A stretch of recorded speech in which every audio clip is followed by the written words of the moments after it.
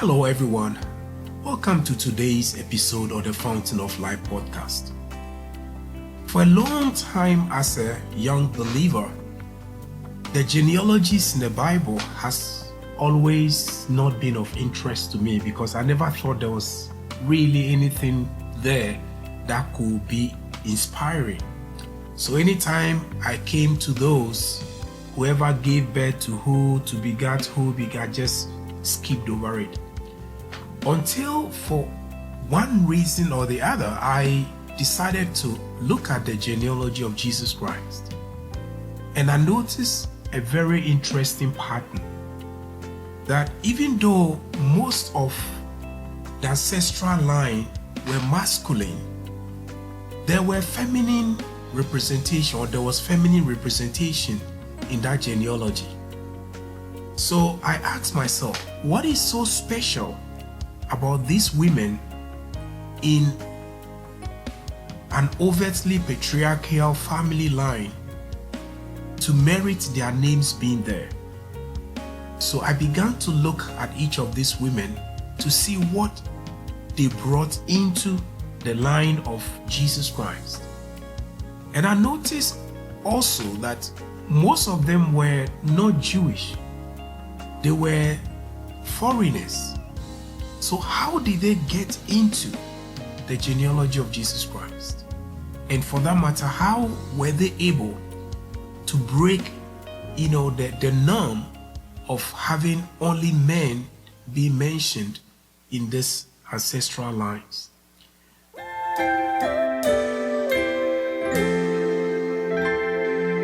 Lord, you are the fountain of life, restorer of my soul.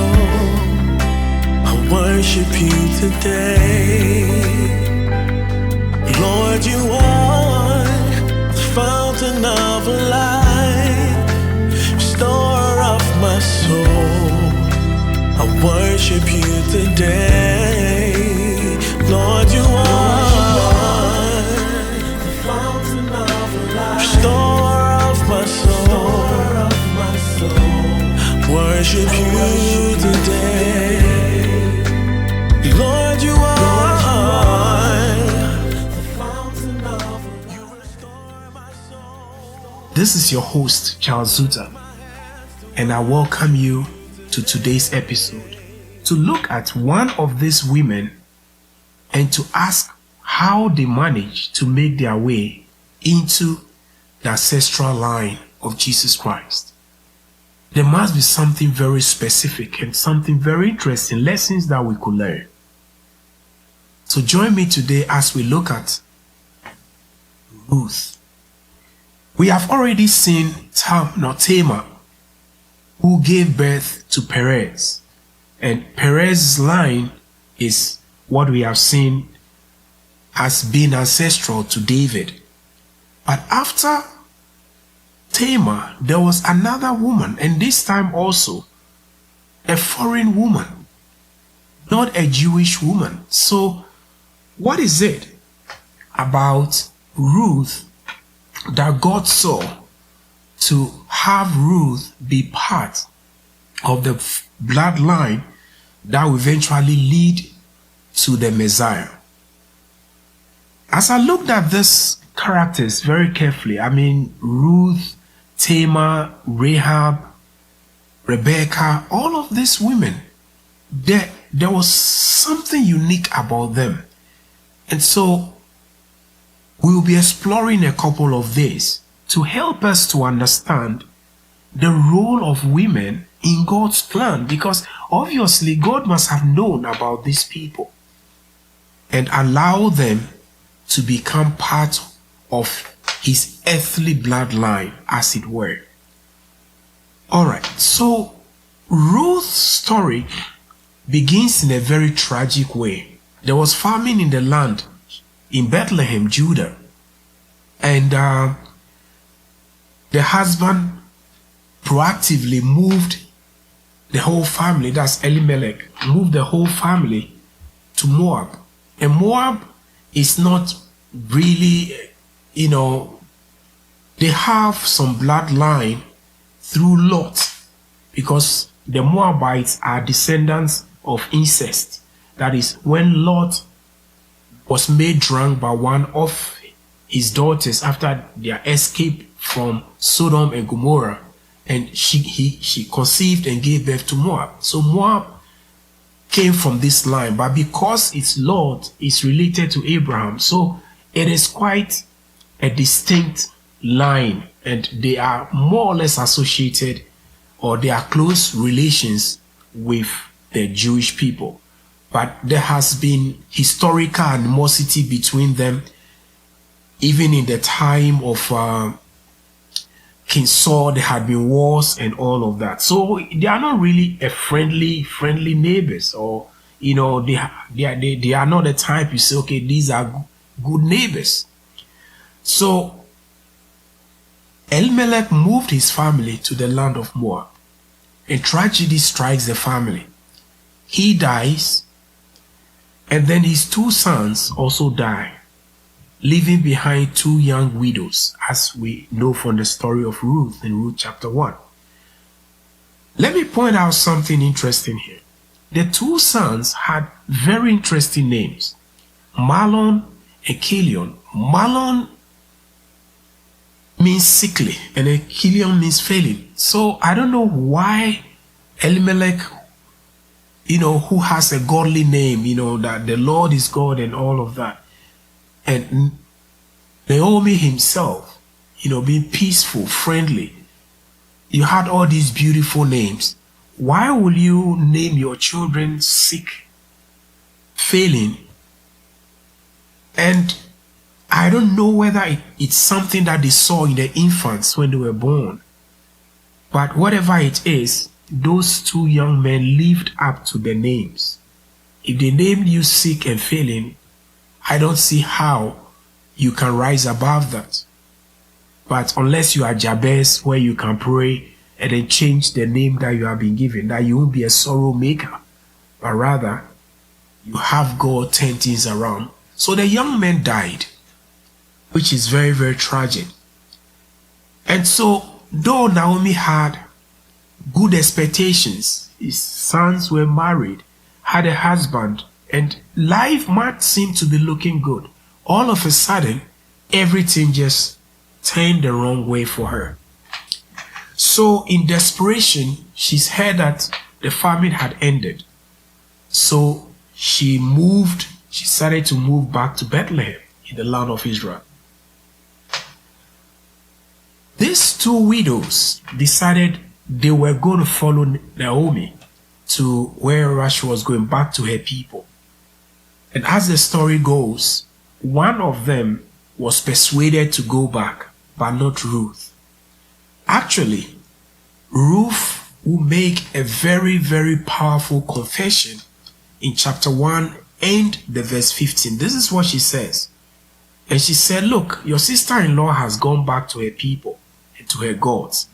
Return after your sister-in-law. But Ruth said, entreat me not to leave you or to turn back from following after you. For wherever you go, I will go, and wherever you lodge, I will lodge. Your people shall be my people, and your God my God. Wherever you die, I will die, and there will I be buried. The Lord do so to me, and more also, if anything but death parts you and me. Where did she get all of this from? Such an amazing confession of determination, confession of faith, and she seals it with an oath. Said, the Lord do so to me, and more also, if anything but death parts you and me. That is an oath she swore, swearing by the name of the Lord that maybe she might have heard from Ruth. She might have heard from Naomi and her family. See, the name Ruth means friendship.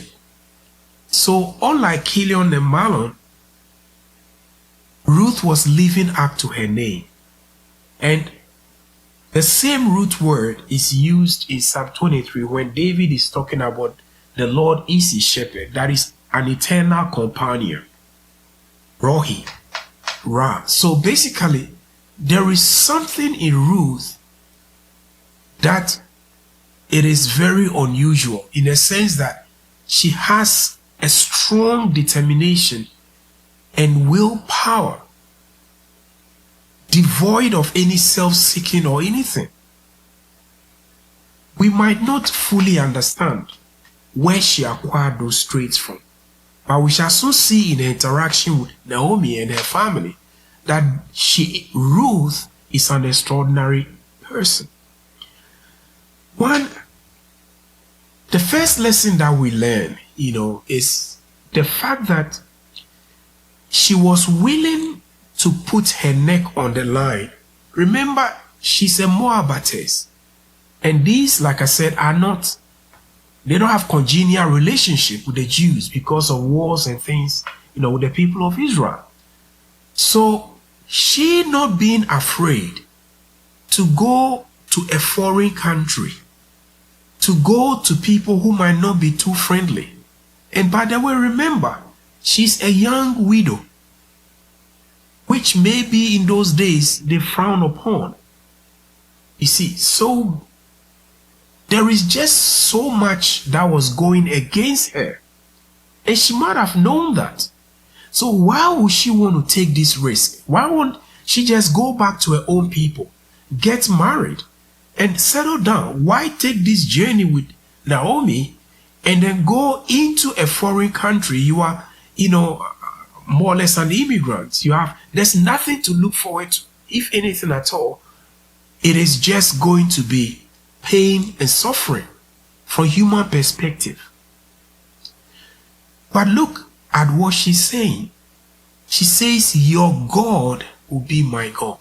Whatever gods her people worshipped, by this confession, she has renounced those gods and has chosen the God of Naomi, Jehovah, by her confession. And she says that the Lord do so to me. When she used the word Lord, this is the capital Lord, that's Yahweh. So how did a woman of a Moabite woman know about Yahweh? And maybe from Naomi, or maybe from Elimelech, or from her husband. But whatever it was, she said all the right things, and she backed it up with a good heart attitude. So that's the first lesson that we learn, that is being brave, being strong, being determined. And we saw the same trend when we looked at Tamar, in dealing with Judah. All the hardship and everything that Judah put Tamar through, she stuck to her guns that I want to be part of this family. I will endure the humiliation. I will endure everything just to be part of this family. And here we see the descendant of Tamar, Perez, now being brought into contact with Naomi, Ruth. So God is seeing her heart. God recognizes that determination and that willingness to make that sacrifice. And the other thing is, she was doing the right thing. Because she's daughter-in-law of Naomi, and Naomi had lost her husband, it makes sense that somebody will care for her, somebody will be her companion. Even as she's going back empty, she's going back broken and in pain. So Ruth was prepared to make that sacrifice, if for nothing at all, to support her mother-in-law.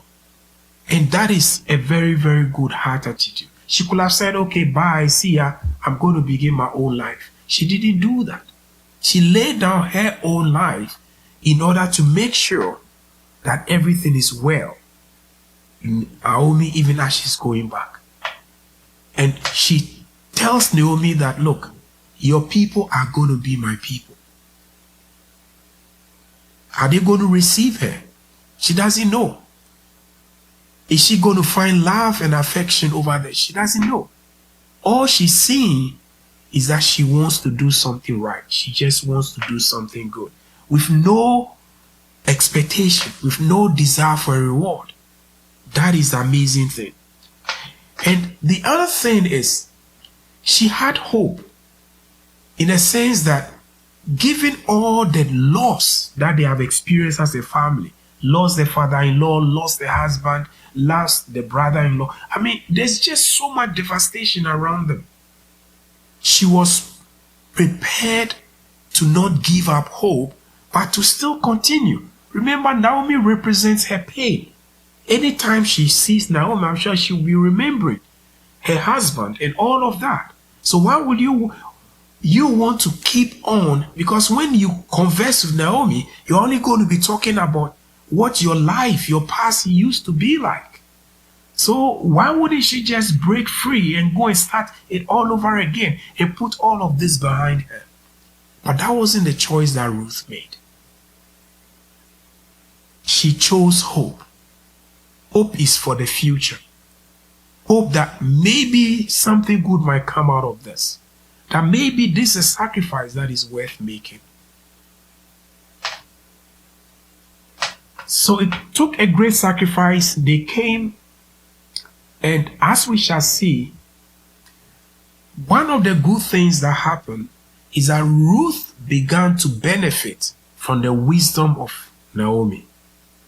You see, relationships are lifesavers, like one very good minister friend of mine says. Naomi and Ruth had built a relationship.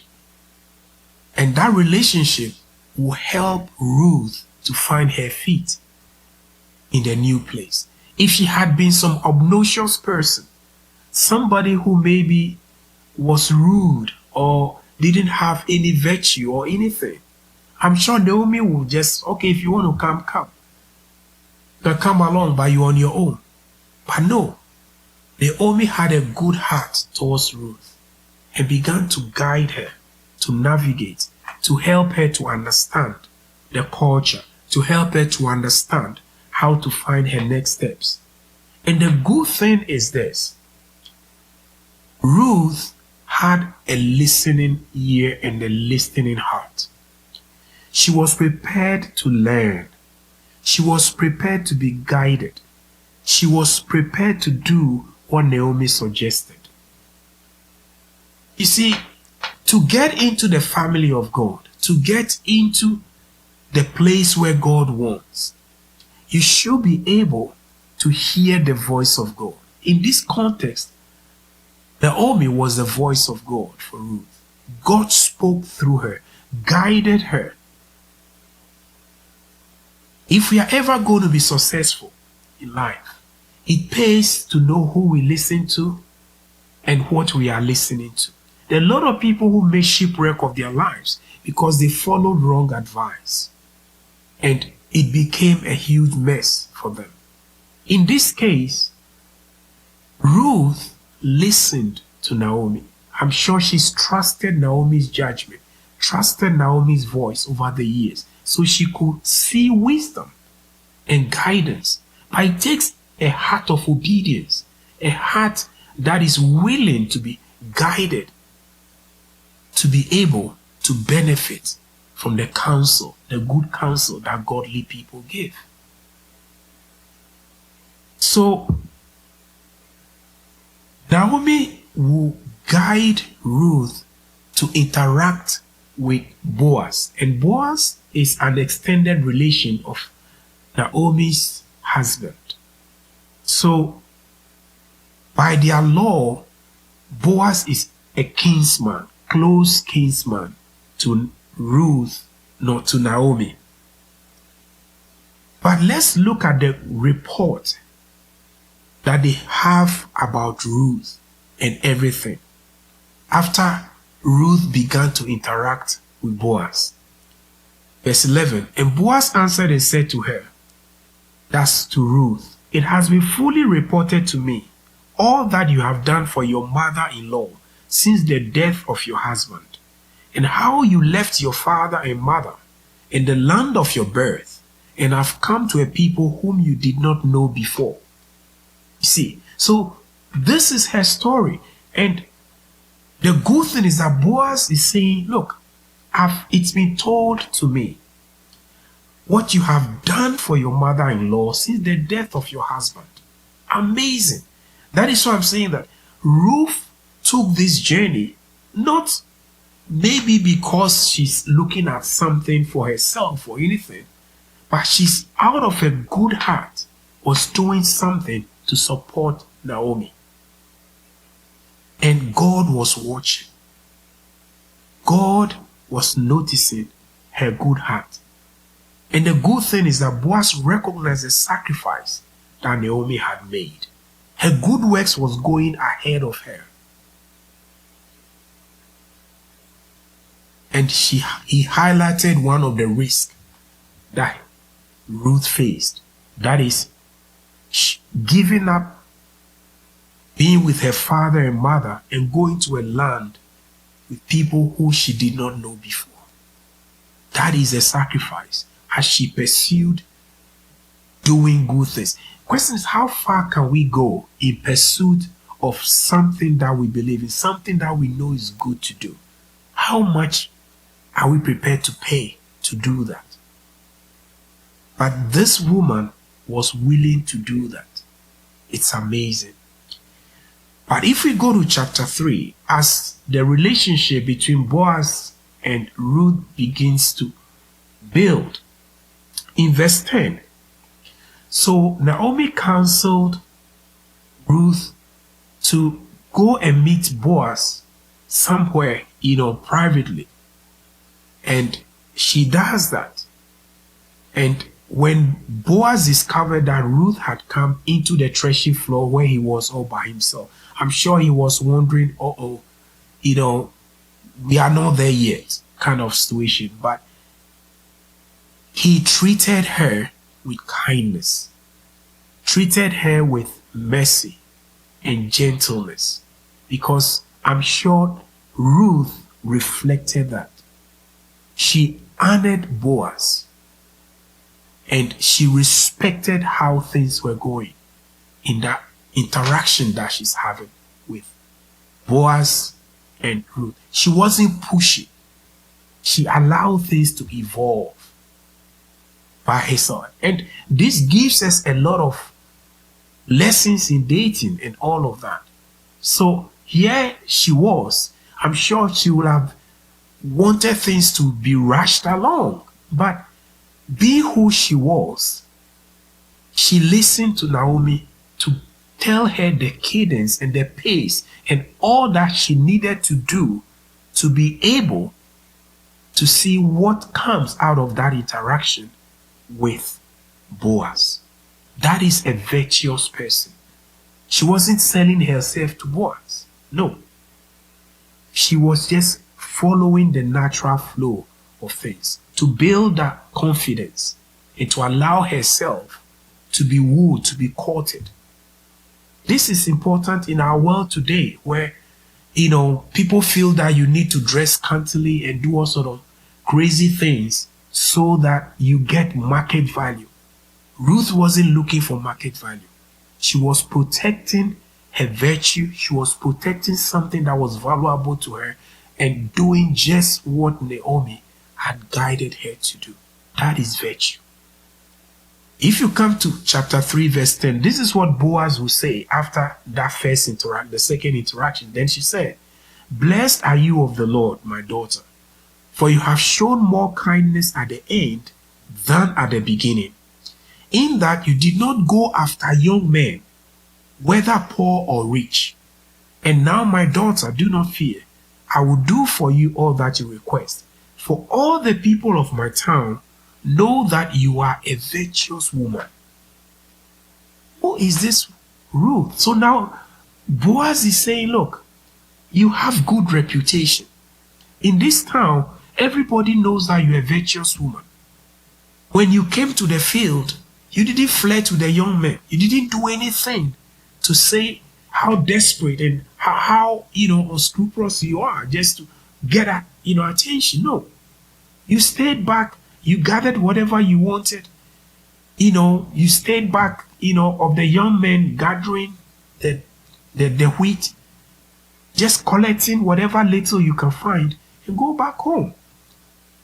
And Boaz says you could have gone after young men, whether poor or rich. So Boaz is saying, look, we are building a relationship or something. There's some interaction going on. Obviously, I can see that maybe there's something building between you and I. But the truth of the matter is, you have choices. Why didn't you go after some young person, rich or poor?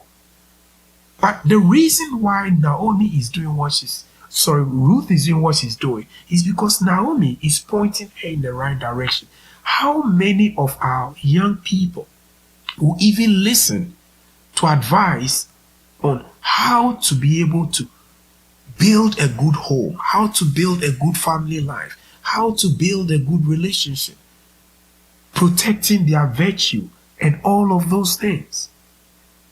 So for somebody to find her way into the bloodline of Jesus Christ, these are some of the values that Ruth stood for. So she doing the right thing at a high price. She didn't go after the young man, whether rich or poor. These are the words of Boaz. She says, rather, she was going after somebody who is a close kin. That is somebody who Naomi is trying to build a relationship with. But the interesting thing is that later on, there's a law because Ruth is a widow. And so Elimelech is dead, Childless is dead, Mahlon is dead. In the absence of any formal arrangements, their name will be wiped off.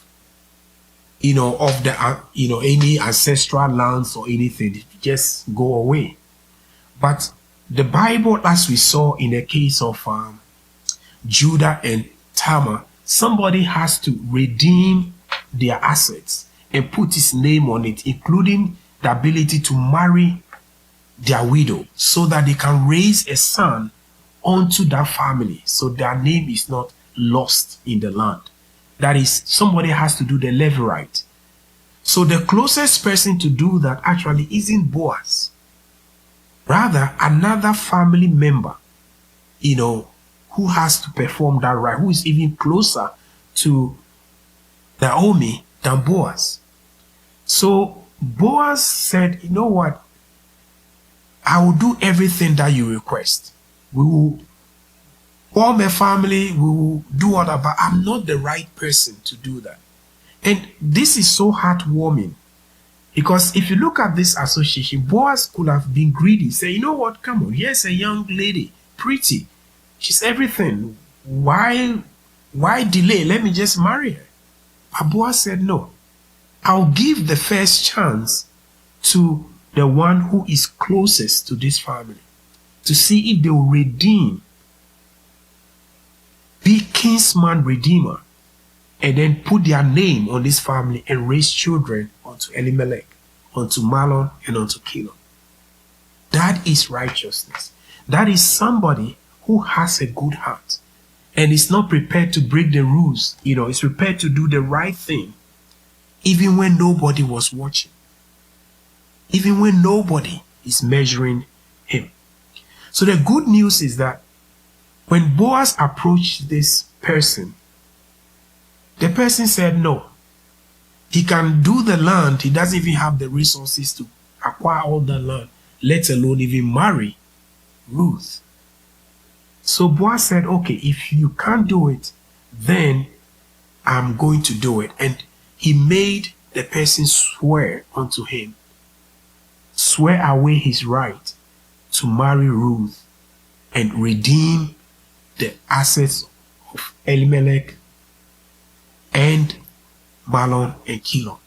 So in the front of everybody, not some secret corner or somewhere, he married.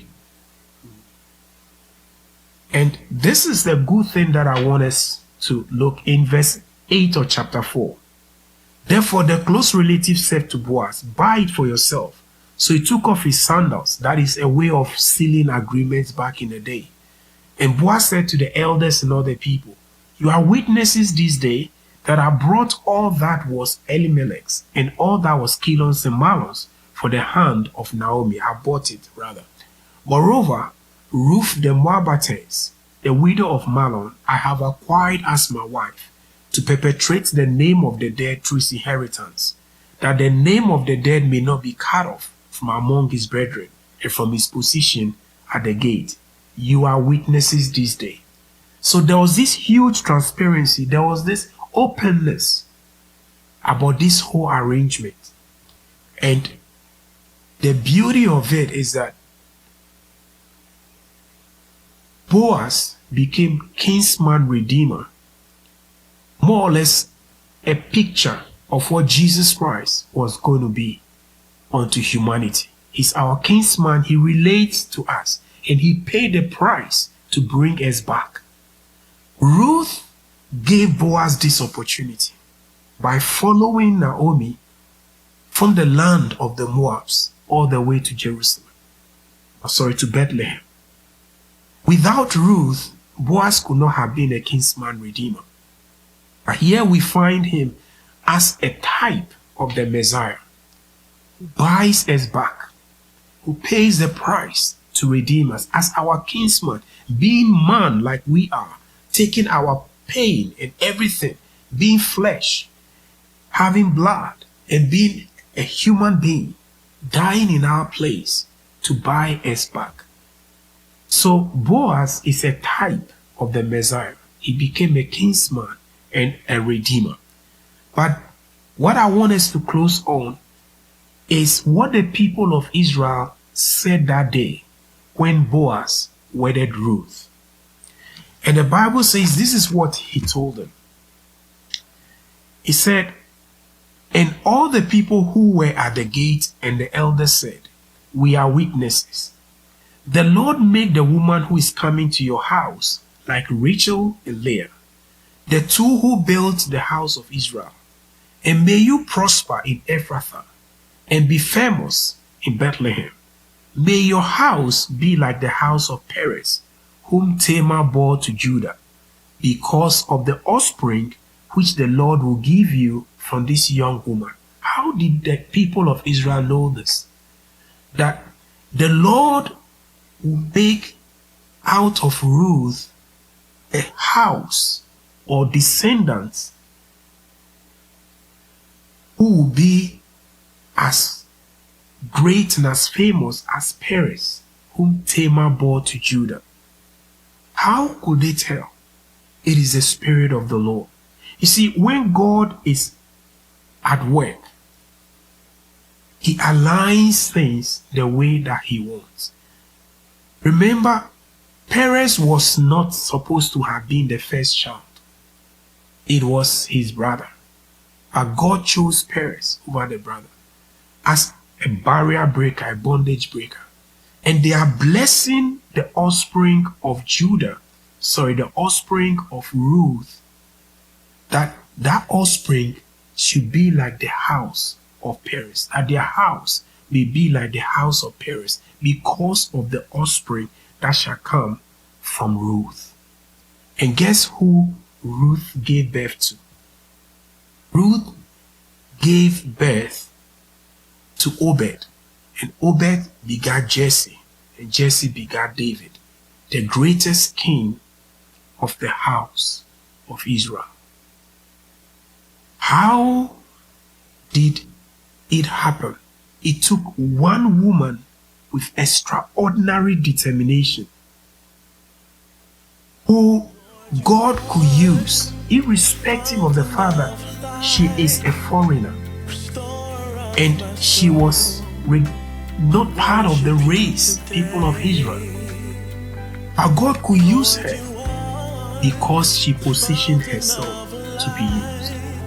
It just shows that God uses people regardless of race, our nationality, wherever we are. Everybody is equally important in God's eyes.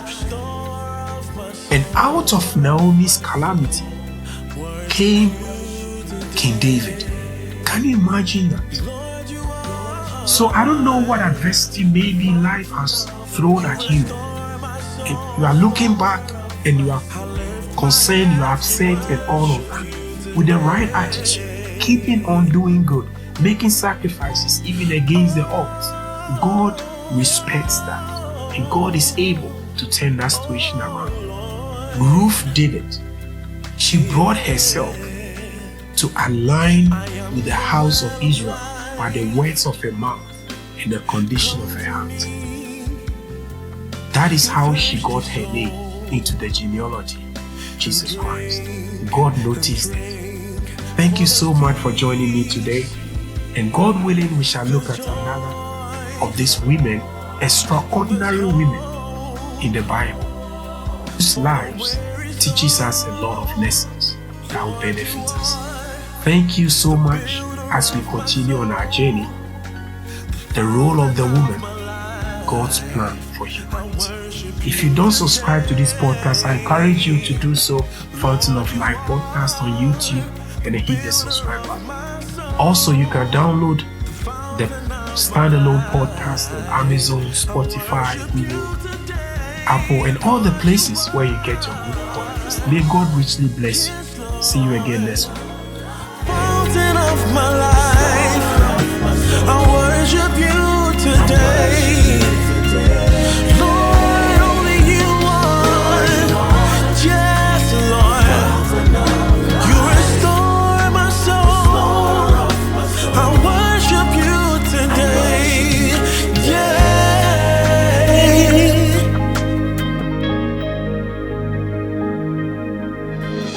The book of Matthew 11:28-29.